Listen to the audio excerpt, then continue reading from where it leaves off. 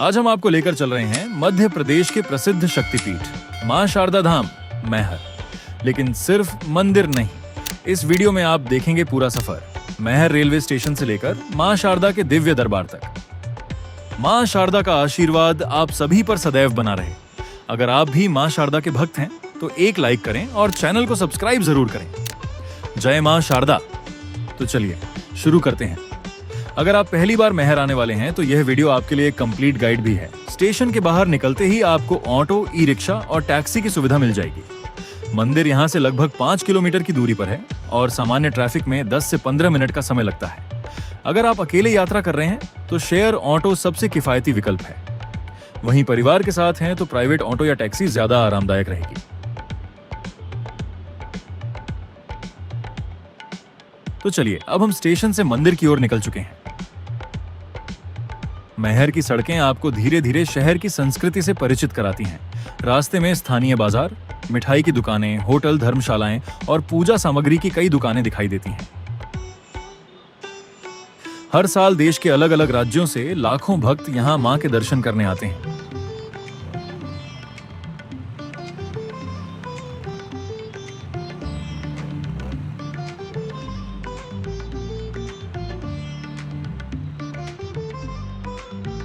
लेकिन मैहर की कहानी इससे काफी बड़ी है। यहाँ एक बहुत प्रसिद्ध कहानी आल्हा ऊदल की भी सुनने को मिलती है। कहा जाता है कि वीर आल्हा मां शारदा के बहुत बड़े भक्त थे और उन्होंने यहाँ कठोर तपस्या की थी।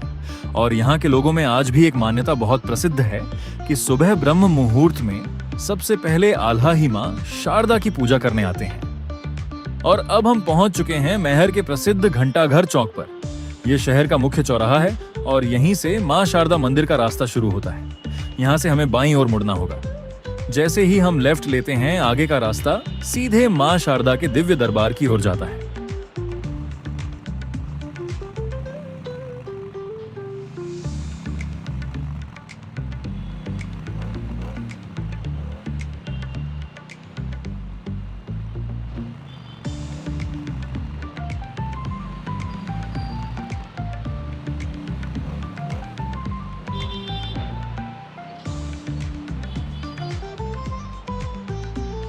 मैहर नाम को लेकर एक प्रसिद्ध लोक मान्यता है कि यह माई यानी मां और हार यानी गले के हार से मिलकर बना है। मान्यता के अनुसार जब माता सती ने अपने पिता राजा दक्ष के यज्ञ में आत्मदाह किया, तब शोक में डूबे भगवान शिव उनके शरीर को लेकर ब्रह्मांड में विचरण करने लगे। सृष्टि का संतुलन बनाए रखने के लिए भगवान विष्णु ने अपने सुदर्शन चक्र से माता सती के शरीर के अनेक भाग किए जो पृथ्वी के अलग अलग स्थानों पर गिरे। इन्हीं स्थानों को शक्तिपीठ कहा जाता है। स्थानीय परंपरा के अनुसार माता सती का हार इस स्थान पर गिरा था और इसी कारण इस नगर का नाम मैहर पड़ा। समय के साथ यह स्थान देवी शक्ति की उपासना का एक प्रमुख केंद्र बन गया। आज यहाँ विराजमान मां शारदा को विद्या, ज्ञान, संगीत और कला की देवी सरस्वती का स्वरूप माना जाता है। यही वजह है कि परीक्षा देने वाले विद्यार्थी, कलाकार, संगीतकार और नए जीवन की शुरुआत करने वाले लोग विशेष रूप से यहाँ आकर मां का आशीर्वाद लेते हैं।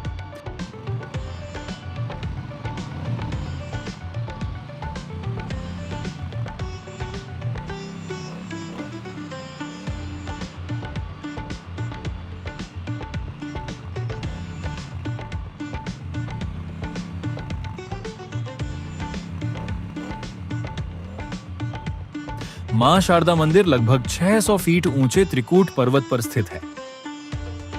मंदिर तक पहुंचने के लिए लगभग 1063 सीढ़ियां चढ़नी पड़ती हैं। हालांकि अब रोपवे की सुविधा भी उपलब्ध है, जिससे कुछ ही मिनटों में श्रद्धालु मंदिर तक पहुंच सकते हैं। लेकिन आज भी बड़ी संख्या में भक्त नंगे पैर सीढ़ियां चढ़कर मां के दर्शन करना अपनी श्रद्धा का हिस्सा मानते हैं। स्थानीय श्रद्धालुओं के बीच आज भी एक गहरी मान्यता प्रचलित है कि ब्रह्म मुहूर्त में सबसे पहले आल्हा ही मां शारदा की पूजा करने आते हैं। यही कारण है कि मंदिर के पुजारी प्रतिदिन सुबह जब गर्भगृह के द्वार खोलते हैं तो पूजा के कुछ चिन्ह दिखाई देने की बात कही जाती है। दूर तक दिखाई देने वाली विंध्य पर्वतमाला, मंदिर की घंटियों की गूंज और भक्तों के जय मां शारदा के जयकारे, ये सब मिलकर ऐसा वातावरण बनाते हैं जिसे शब्दों में व्यक्त करना कठिन है।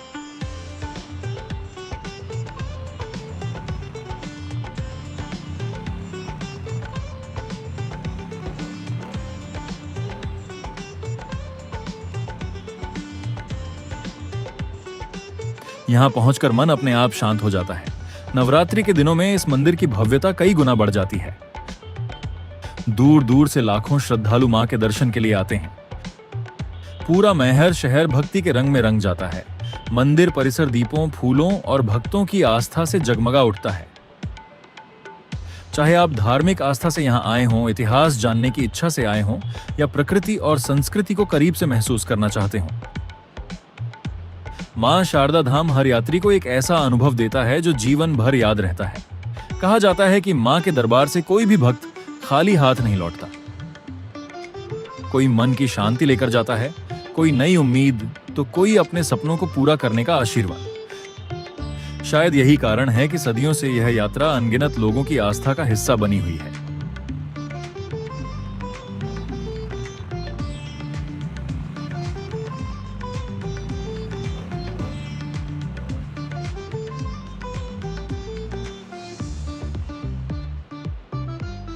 और अगर आप घूमने के शौकीन हो तो सिर्फ माता के दर्शन करके तुरंत वापस मत निकल जाना। मैहर और आसपास और भी कई जगह हैं। आल्हा तालाब है, गोला मठ मंदिर है, ओइला मंदिर है, और बरसात के समय आसपास की पहाड़ियां और प्राकृतिक जगहें एकदम अलग रूप में दिखाई देती हैं। मॉनसून में अगर आप यहाँ बाइक या कार से घूम रहे हो ना भाई साहब, हरी भरी पहाड़ियां, हल्की बारिश और बीच से निकलती सड़क, अलग ही वाइब है। मैहर आने का सबसे उपयुक्त समय अक्टूबर से मार्च तक माना जाता है, क्योंकि इस दौरान मौसम सुहावना रहता है। वहीं चैत्र और शारदीय नवरात्रि के समय यहाँ का वातावरण अत्यंत भव्य और भक्तिमय हो जाता है। इन दिनों लाखों श्रद्धालु मां शारदा के दर्शन के लिए यहाँ पहुंचते हैं।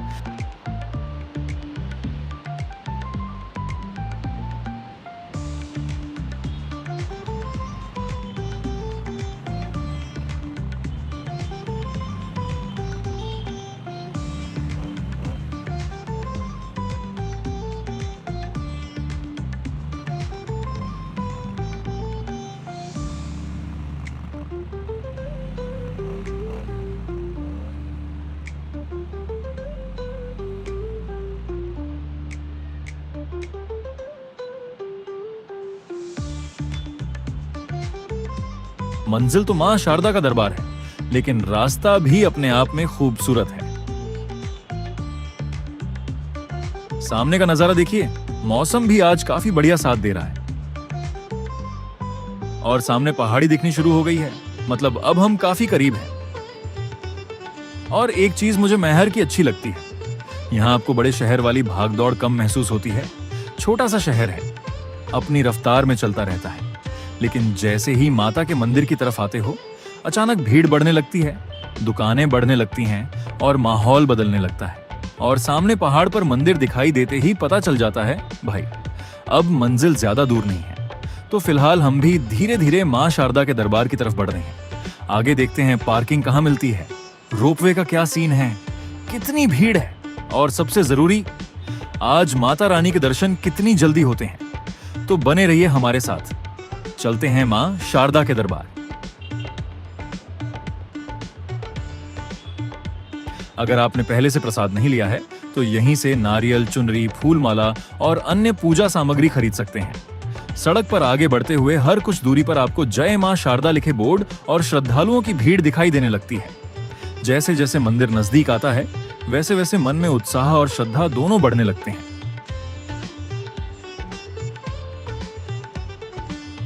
अब बस कुछ ही देर में हम मंदिर के नीचे पहुंचने वाले हैं। तो कैमरा चलता रहेगा, गाड़ी चलती रहेगी और अपना मैहर का सफर भी जारी रहेगा। चलिए भाई, आगे बढ़ते हैं। और आखिर में मंजिल एक ही है, मां शारदा का दरबार। जय मां शारदा। दोनों तरफ अब पूजा और प्रसाद की दुकानें दिखाई देने लगी हैं और यहां से शहर की भीड़ थोड़ी बढ़ती हुई दिखाई दे रही है।